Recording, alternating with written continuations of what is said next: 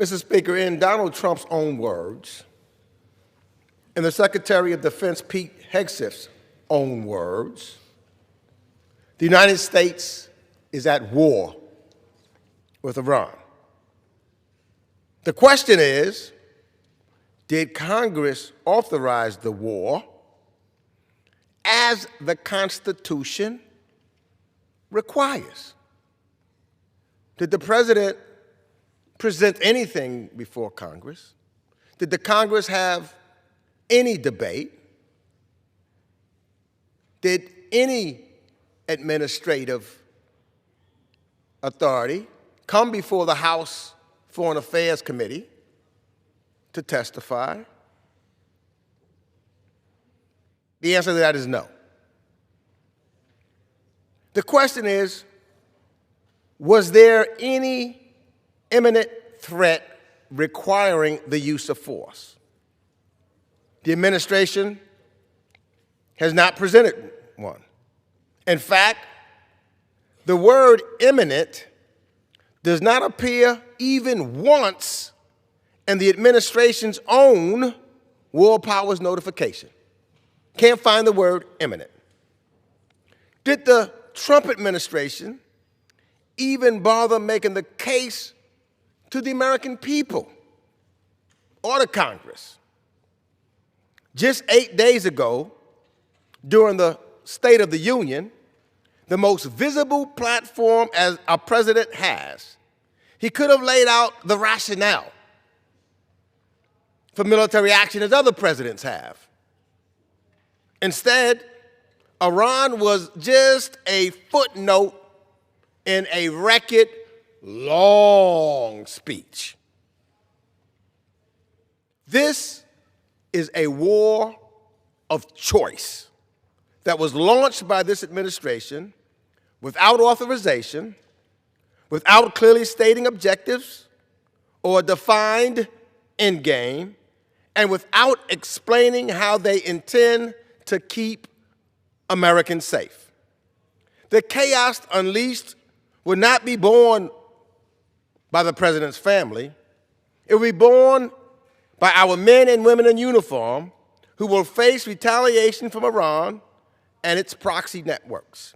It will be born by innocent civilians at heightened risk of attacks from Iran's aligned terrorist cells.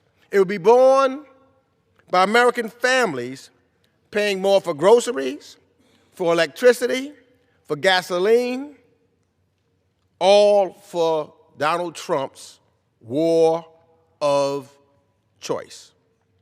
Americans woke up on Saturday to the news that the United States is again at war in the Middle East.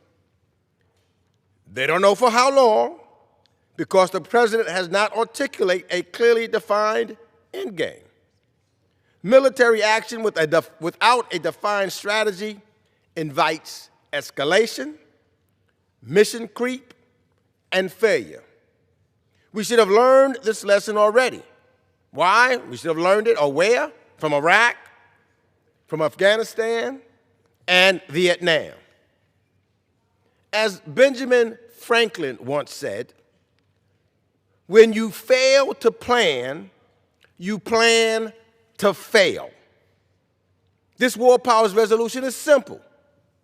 This is not a vote on the authorization for use of military force.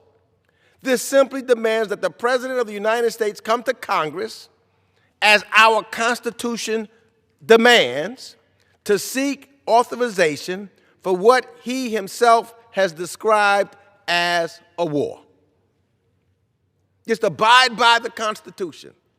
We all bring our hands up and swear when we're sworn to say, we will abide by the Constitution. You would think that the President of the United States would do just that. This war powers resolution does not prevent the United States from defending itself.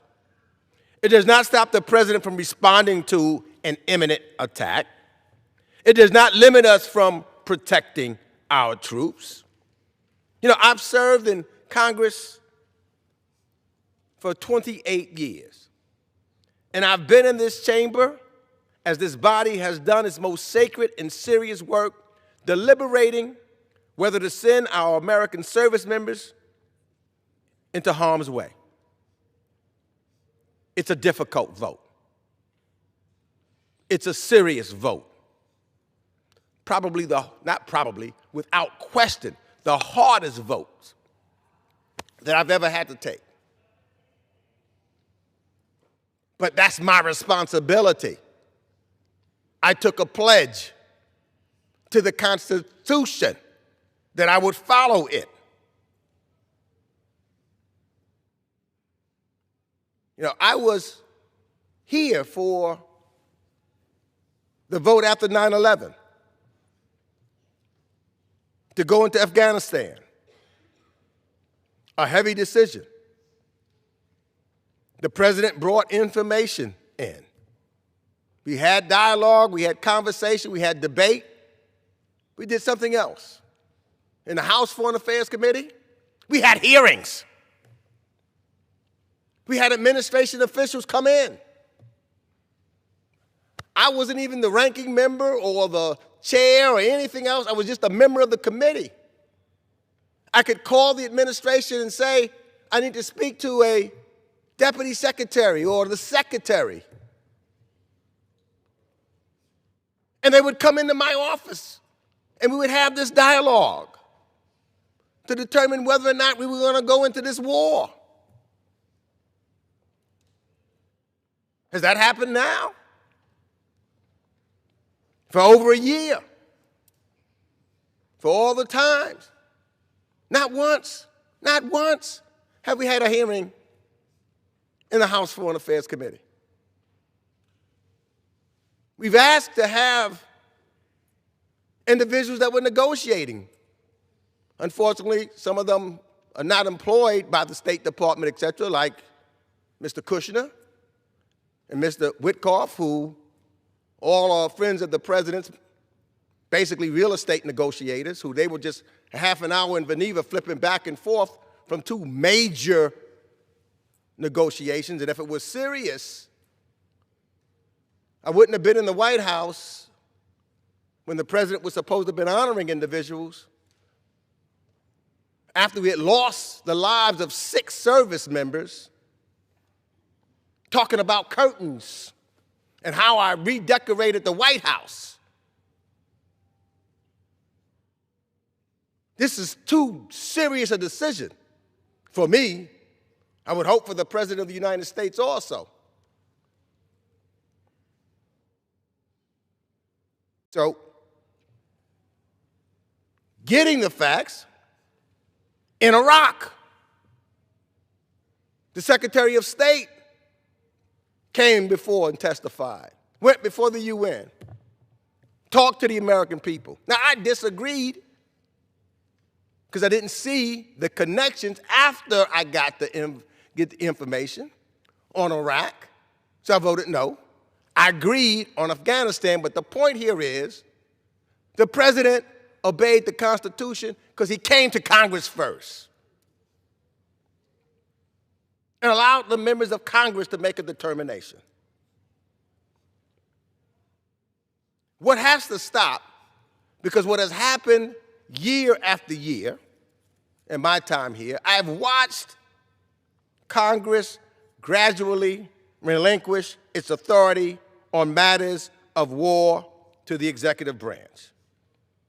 We've allowed overly broad authorizations for the use of military force to remain on the books. We've permitted presidents of both parties to commit forces without a vote. This war with Iran is the most extreme example of that abdication. The framers rejected the idea of a king, meaning one person making a decision without consultation, without giving any reason to this body. Absolutely rejected. We're not under an authoritarian government, like Russia, for example. Where Vladimir Putin, he can go to war. He doesn't have to worry about the Duma. They're not a body that has the responsibility that we have in this Congress. So he can go on and fight a war that he created without worrying about being or having to talk and being accountable to anyone. Our founding fathers did not want that. They didn't want a king. That's why we were created as a body. And it's long past time for us to reclaim and stand up for that authority. For I tell you, even though he may want us to think he is, Donald Trump is not a king. And if he believes the war with Iran is in our national interest, then he must come to Congress and make the case. Show the facts. Show what the intelligence says. Come to Congress and allow us to ask the questions. We've had 3 scenarios. The so-called Gang of 8 met once. Then they got another phone call right beforehand. Then the so-called Gang of 20 met once. That's all we've heard from the president. So I oppose this war of choice. But guess what, Mr. Speaker? Each member here must make clear with their own vote where they stand on that decision. The president has initiated hostilities without a clear mission, and without a coherent strategy, and without a defined end game. And some members of Congress may decide after they see everything, we may not see it together in the same way. But the evidence and the case comes here, and then we take a vote. And as was the occasion for me back in 2003, I voted one way, the majority voted another way. The president had the authority. Another time, I voted the way the majority voted. But each time they came to us. And that's what this debate is about. And that's what we need to do. Now, Mike, as I see this, the president has initiated hostilities without a clear mission, without a coherent strategy, and without a defined end game. So this is an open-ended, undefined military engagement is precisely what the War Powers Resolution was designed to restrain. We are not the Iranian parliament. We are not a rubber stamp Congress, or at least we shouldn't be a rubber stamp Congress. But in this scenario, we see whatever this president wants, my colleagues on the other side will just rubber stamp it. We should be a co-equal branch of government, and our duty is not optional. It was written in the Constitution. The framers gave Congress this authority because they believed no single person should have the power to take this nation to war alone. So today, we either defend the principle or we surrender it.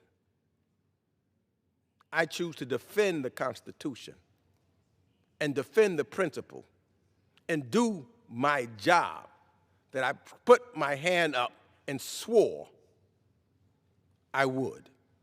Hard votes, easy votes, I'll take them all because that's what I swore an oath to do. And with that, I reserve the balance of my time. The gentleman reserves. The gentleman from Florida is recognized.